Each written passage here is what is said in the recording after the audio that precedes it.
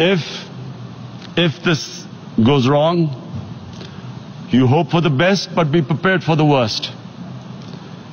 If a conventional war starts between the two countries, Mr. President, if a conventional war starts, and anything could happen, but supposing a country 7 times smaller than its neighbor is faced with the choice, either you surrender or you fight for your freedom till death, what will we do?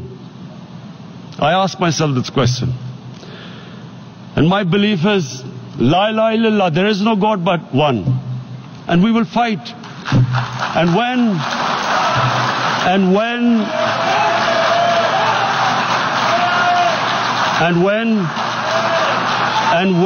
a nuclear-armed country fights to the end, it will have consequences far beyond the borders. It will have consequences for the world, which is why I repeat I'm here. Because I'm warning you, it's not a threat. It's a fair worry that where are we headed? And I've come here to tell the UN, you've got to, this is a test for the United Nations. You are the one who guaranteed the people of Kashmir the right of self-determination.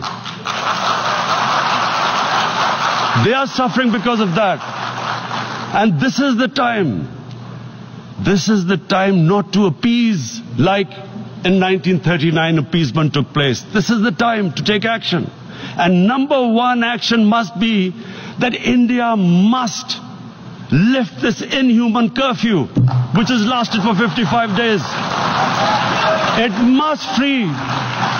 must free all political prisoners, and especially those 13,000 boys that have been picked up. Parents don't know where they've disappeared. And then the world community must give the people of Kashmir the right of self-determination. Thank you.